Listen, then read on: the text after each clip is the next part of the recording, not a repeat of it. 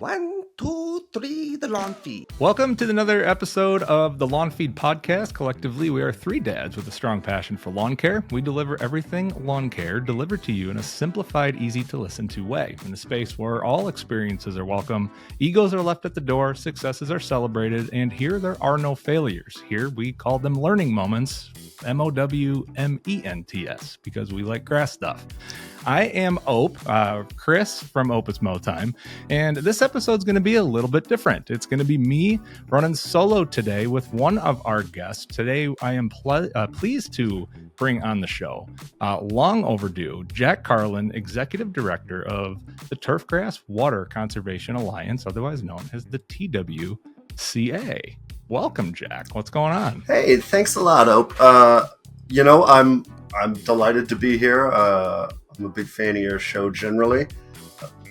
As you say, I'm the executive director of the TWCA, and we are a 501c3 nonprofit organization. So we are a collection of direct competitors who came together, and what we do is we qualify drought-tolerant turfgrass. So I feel like it's going well, and I'm very excited to talk to you about it.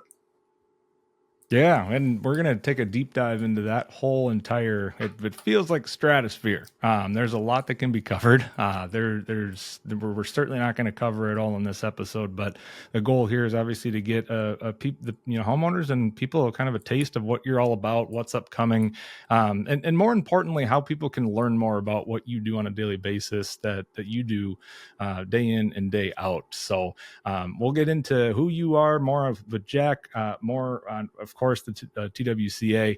But first, we also want to throw a thank you to our friends over at Twin City Seed for powering the season of the Lawn Feed Podcast.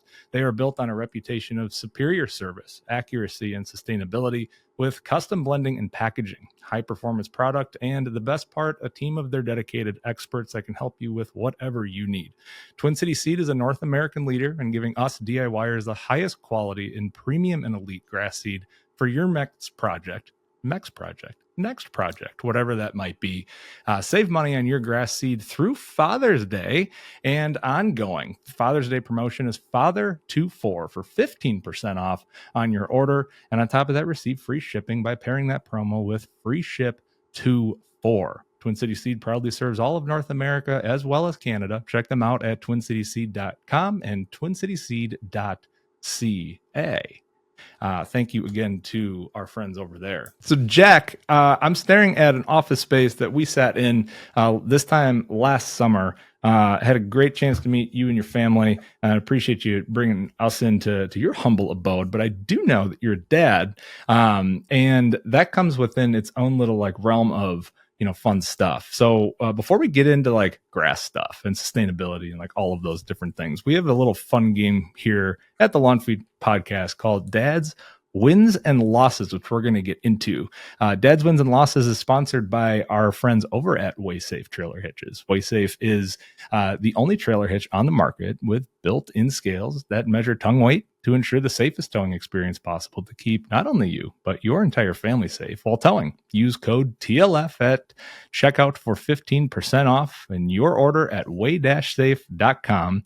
And let's dive right into it. A lawn feed tradition where we tap into who we are at heart. Dads! This is Dad's Wins and Losses, where we tap into our inner dad bod father figures and highlight some of the recent wins we've experienced as parents, and of course, vent about the embarrassing losses we take each and every day as dads. I love you, Daddy. So, Jack, one win, one loss could be something super basic. This could be something that you pour your entire heart out, and this just becomes a therapy session. Well, but let's hear it. Let's maybe not pull that hard.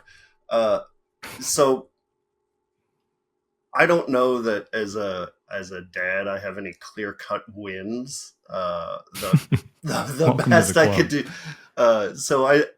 All of my parenting moments I feel like are a draw. So I'll give you two examples from the last 24 hours. Yesterday, my son, our oldest son, got home from school and he said, "Dad, I want to build a Rube Goldberg machine with you. You know, the big elaborate contraptions. Mm-hmm. And I said, okay, this is great. Like, let's do some STEM and some engineering, and we're going to, and it was great. It was so much fun. And I was so proud of him in that moment. And then I realized that the last step of the Rube Goldberg machine was chattering teeth. And so for 3 hours in our family room, as he was dialing in his Rube Goldberg machine, and again, so proud of him. It was amazing and creative, and it ended in 3 hours of chattering teeth. So it was a draw, right? Like, I felt really good about that moment, but here's the other.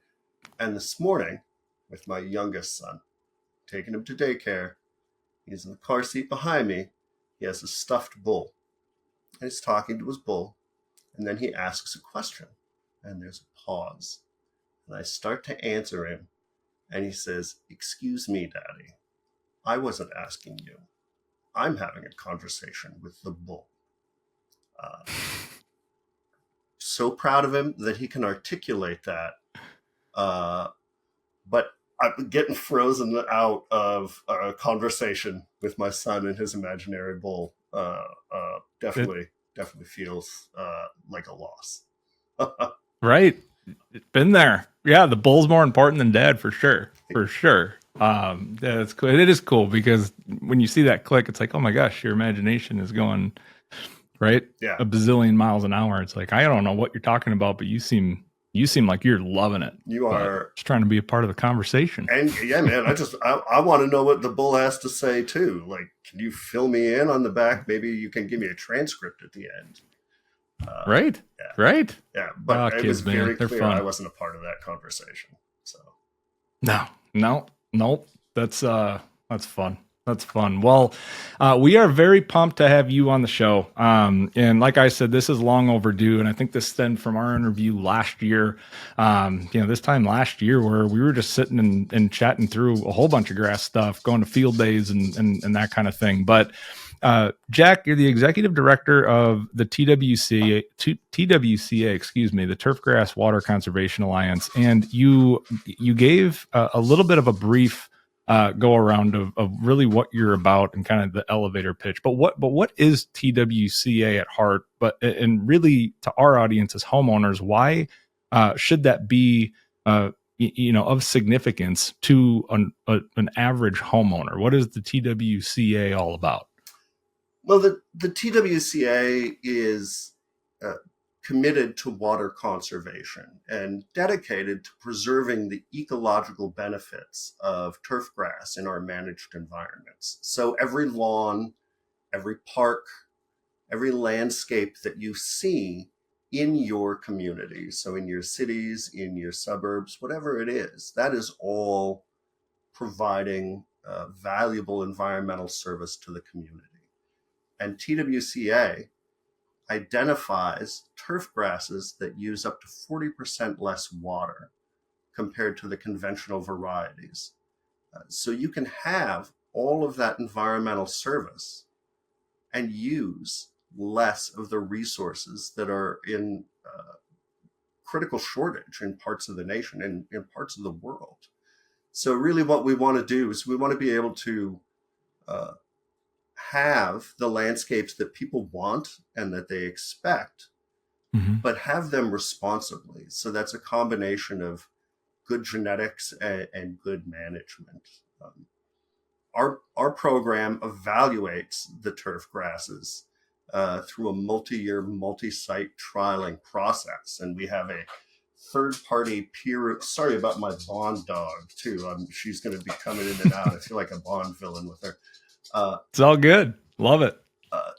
So anyway, TWCA evaluates through multi-year, multi-site trialing drought-tolerant turf grasses. We have a peer review panel that makes all of the final qualifications based on the objective data that has been collected by our cooperators.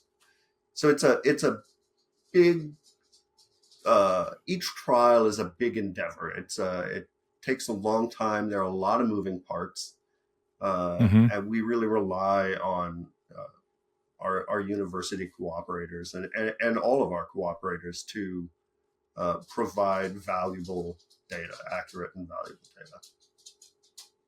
How was TWCA founded? And not to say like, cool, it was founded on this date, this year, whatever, but like the concept of how it was founded, I think is really important. And you mentioned it earlier at the beginning of the episode. How was it formed? Why was it needed? More importantly, and what are we noticing in terms of drought tolerant turf? Over time, where it has been, where it's going, and maybe some of the upcoming trends. Yeah. So TWCA was founded in 2010.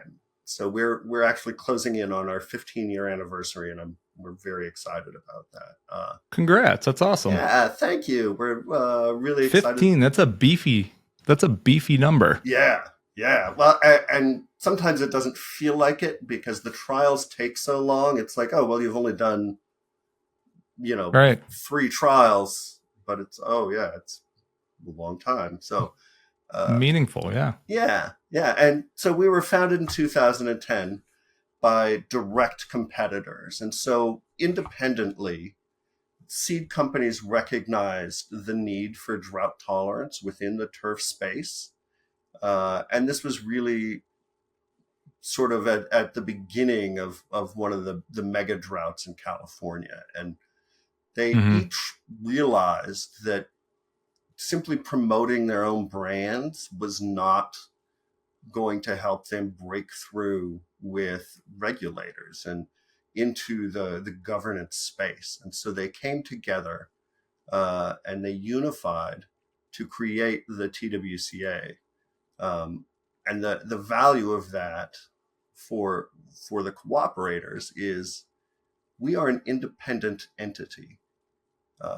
So the companies that are entering cultivars into our trialing don't have any control or input into the trialing process or the outcomes of the trialing. And so we're able to say we've independently evaluated these cultivars and these are the results. And it is an incredibly powerful tool when we're talking about regulating for landscapes.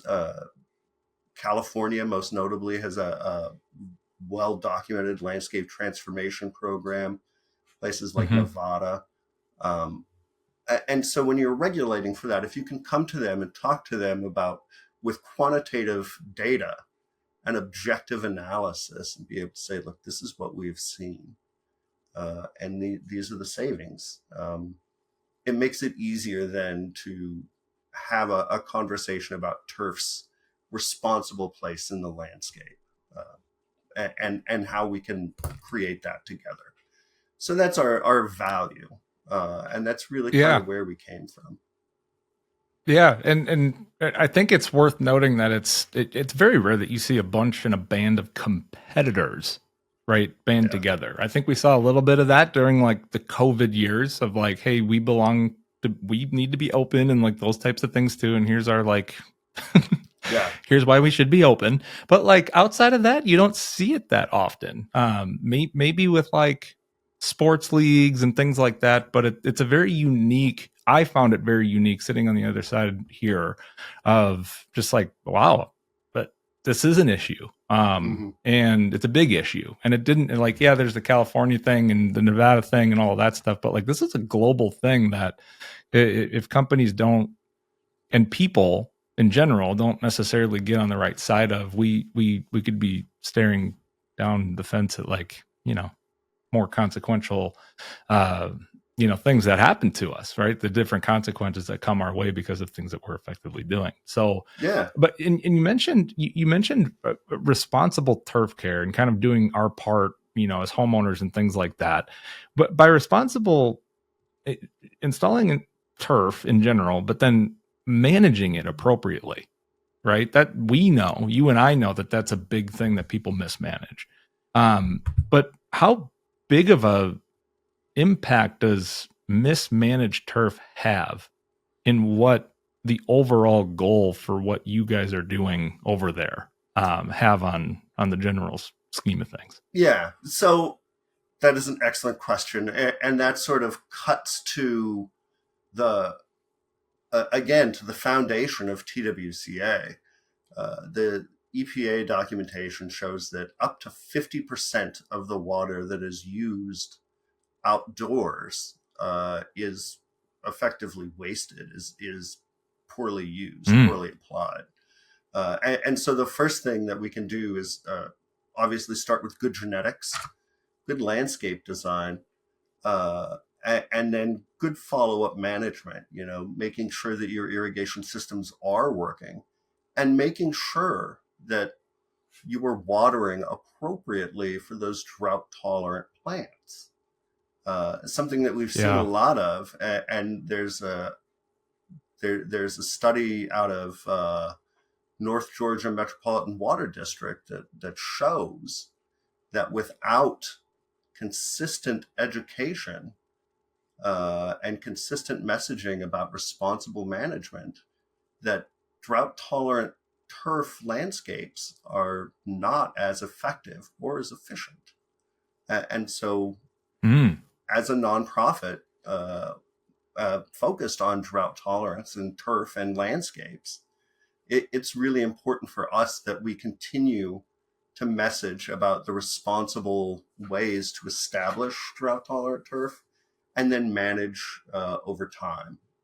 So a good example of how we're able to do this is if we look to the SLC turf trade program in Salt Lake City, where we are participating in a direct sell program with Salt Lake City Department of Public Utilities.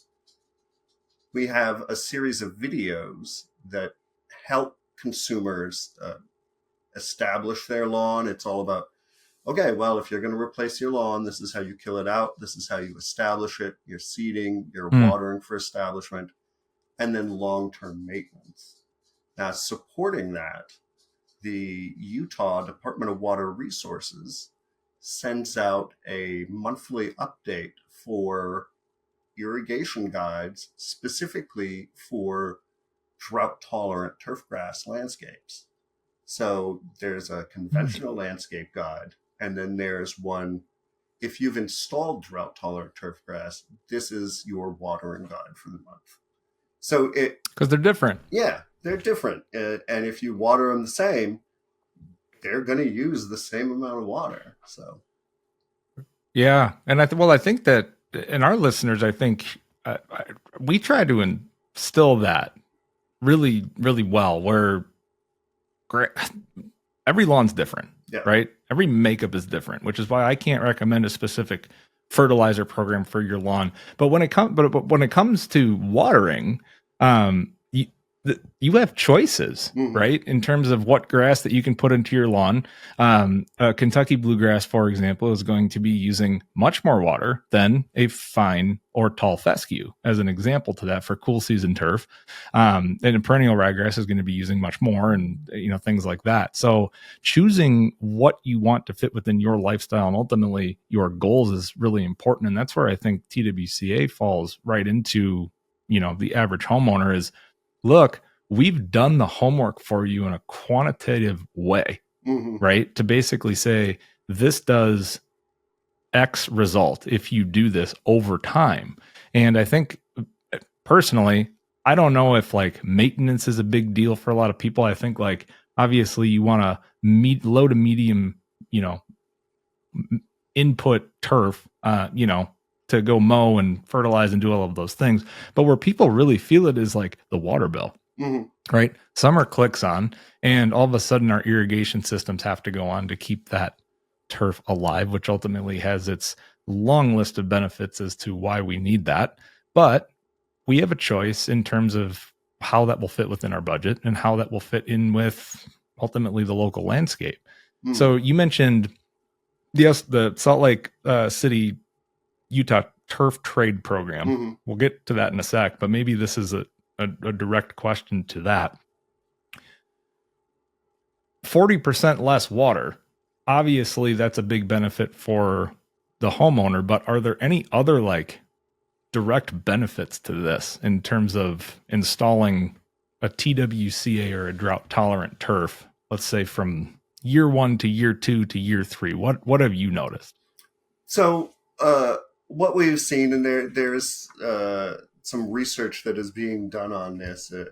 Well, the feedback that I've gotten from my research review committee is that your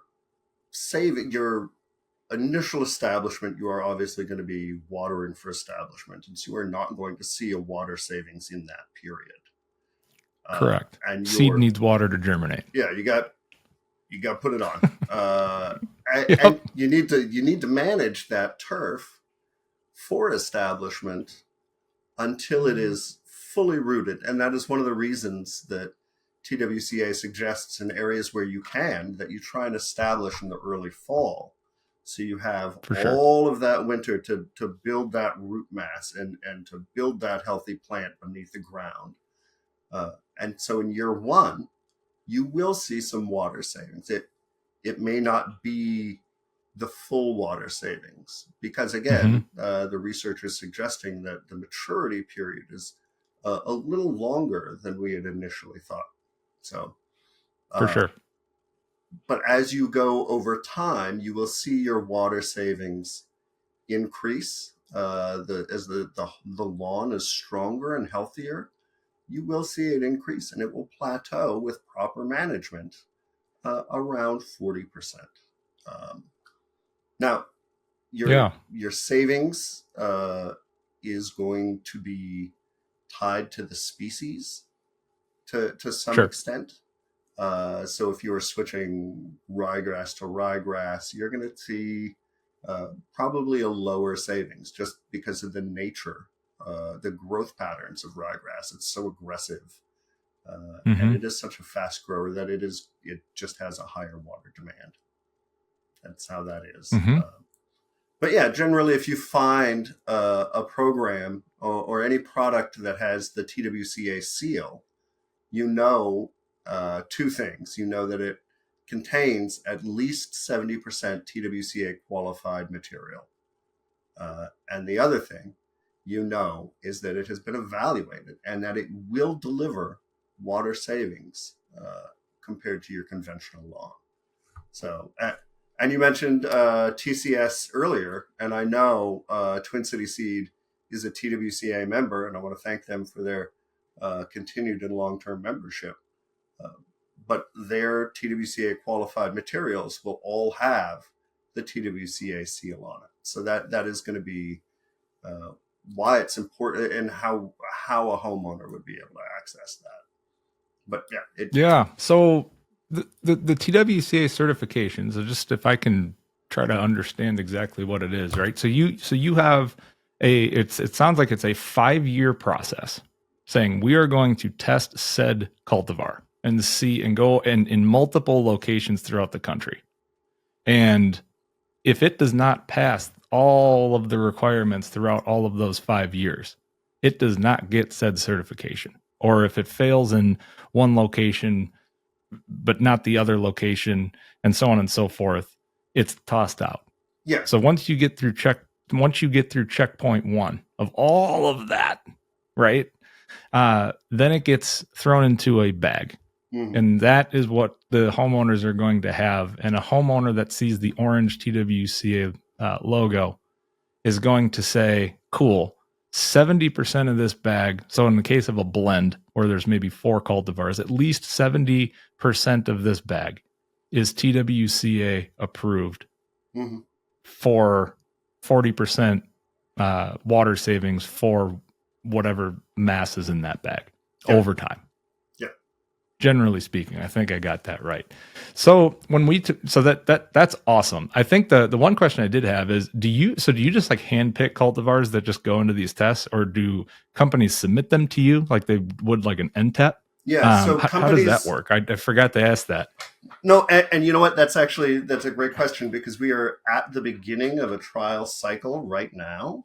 So the way it Ooh. works is our members, our producer members, will submit to us their cultivars. So our research review Hmm. committee identifies our cooperator locations. They identify our standard entries. And those are going to be the standards both for drought tolerance and for drought susceptibility, as well as a couple of known cultivars that are named and in the marketplace. So our Sure.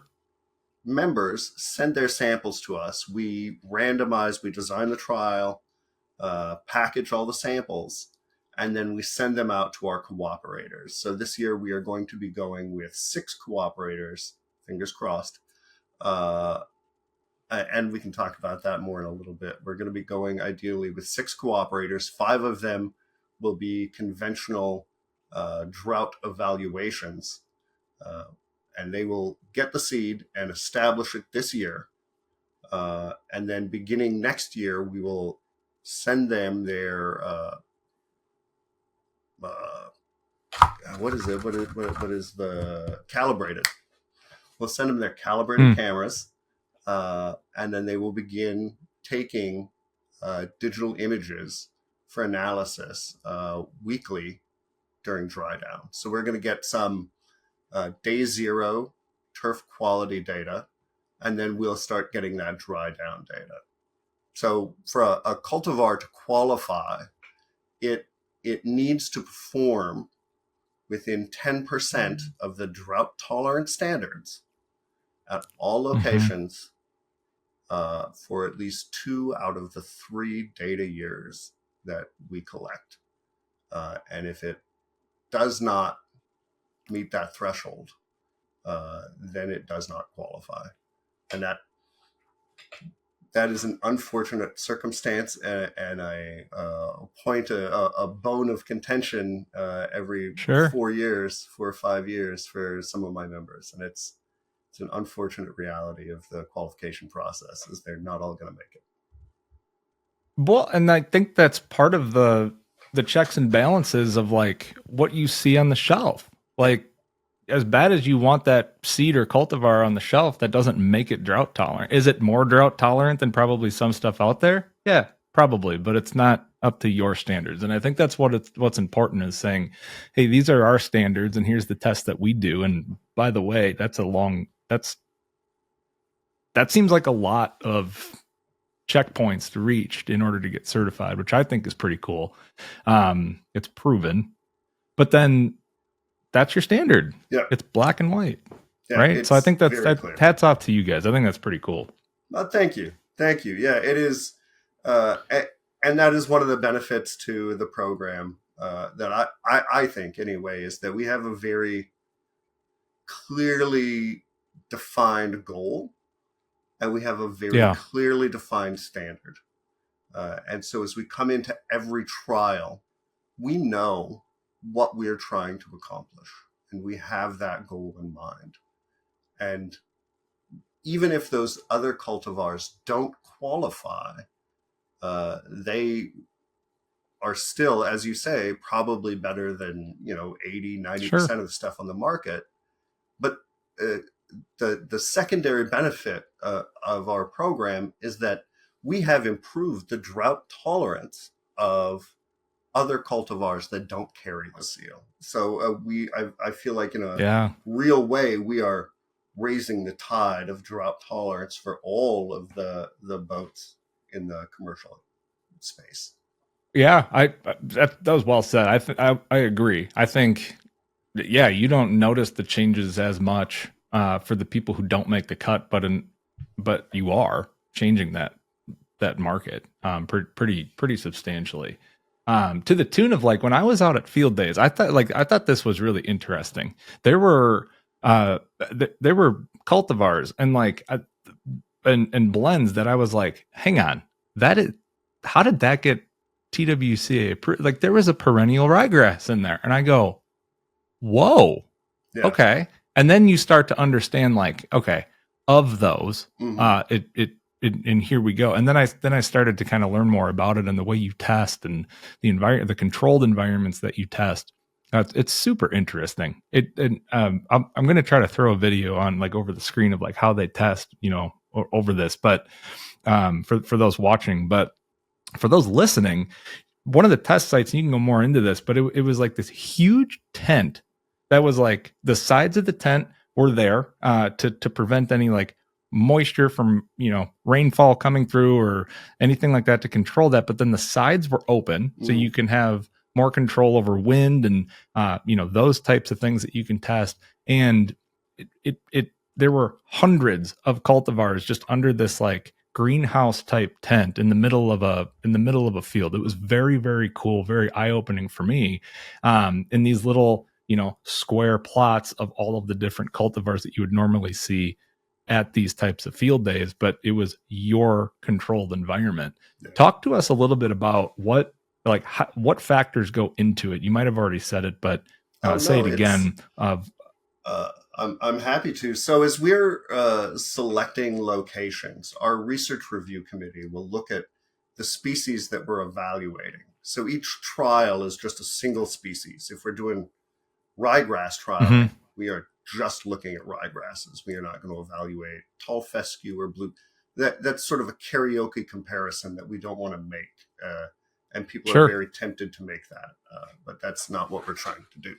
So right now we're doing a ryegrass trial. So our research review committee, we have an RFI process where cooperators submit their information to us, and our research review committee selects from the RFIs the cooperators that we will be working with. The cooperators we work with have what's called a rainout shelter. It's that big tent you were talking about. The reason we use those is it allows us to keep the rain out, right? Like as we do drought trialing in a broad geographic range, you're almost guaranteed that it is going to rain there. So we put up a tent to keep that out. And in that space, each cultivar is replicated 3 times. So it's within that rainout shelter, you're going to see 3 replications of each entry. And that allows us then to have a better statistical confidence in the results. As I say, we have 6 locations. It is this year it is going to be in Oregon. We are going to have one in Indiana, Ohio, Guelph, in Virginia, Blacksburg, Virginia, and then the 6th location, which I'm very hopeful, and I'm actually going to go and discuss after this with the cooperator, would be at Oregon State with Alec Kovalechki. And what we are doing is applying for a Davis grant through USGA, the United States Golf Association. Sure. And what we hope to do is look at the impacts of fairway mowing height, so that tight mowing height, and traffic on drought tolerance. So we're very excited about being able to do that. So we collect 3 years of data from all of the locations. We have Dr. Tyler Carr at The Ohio State University is our data evaluation and statistical analyst. So he does all of our evaluation of that data, because I got a C in statistics twice. So that's not for me. So he does all of the evaluation, and then our research review committee reviews that. Something that I'm very proud of is we've actually been able to shorten by almost a year our evaluation process. And that is largely thanks to the work of Dr. Carr and his ability to turn that data around so quickly. So we're able to qualify now much, much quicker than we have in the past. So I'm very excited about that. Yeah, that's something to be proud of for sure. That's awesome. Thanks. That's awesome. So, I mean, it sounds like you guys are just, I mean, the momentum is just picking up as I see it. I think you guys are doing very, very cool things. I have a unique vision, or excuse me, a unique viewpoint to this. I was obviously out there. I got to meet you. I got to meet a whole bunch of people that are way more qualified in this space than I am, and we are. But like it was very, very cool to see what you guys do and how, more importantly, how you guys do it and the ultimate mission behind that. I think you mentioned a little bit about this earlier on in the episode. You touched on the Salt Lake turf trade project. Like I'm 5, one of your kids.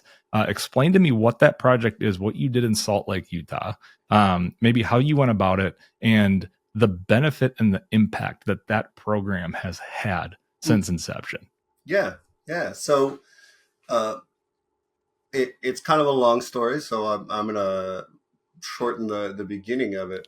I have been in my capacity with TWCA trying to work with municipalities to create an incentive program for installing drought-tolerant turf grasses.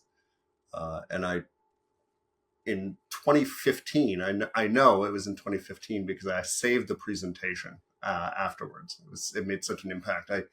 I went and I made a presentation with a representative of a water utility, and I got to the end of it, and he said, "Hey, that was super cool, man.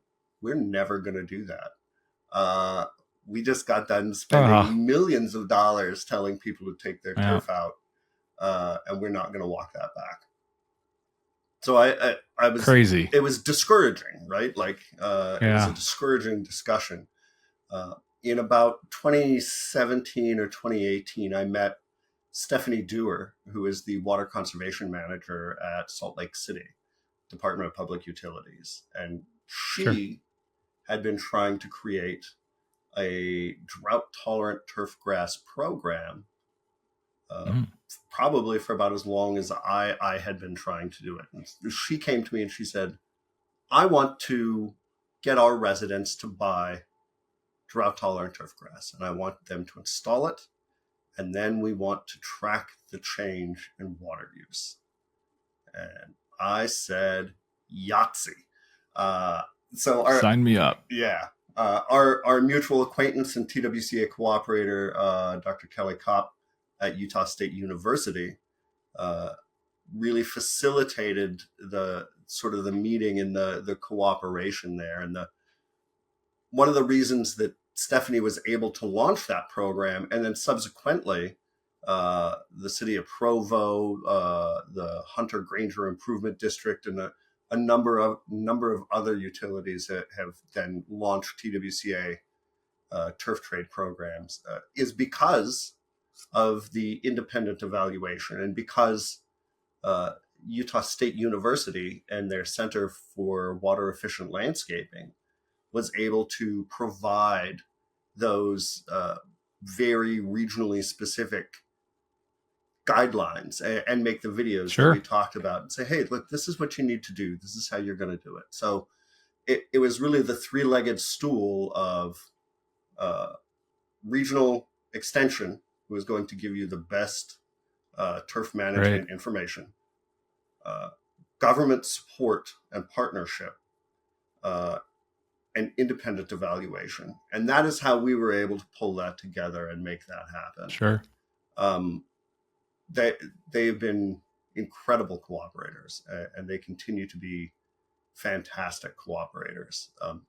In Utah, the final goal for this project was to make it a regional economic model. So it would not be somebody coming in, a vendor from outside of the state coming and delivering that in. It would be partnering the TWCA members that we have in Utah. So we had like Granite Seed or Chanshare Sod or Biograss, for instance. Those are all members that were able to step up and support the buyback programs. And so they are the companies that are actually providing the seed for these. And it has been a great model of synergy and,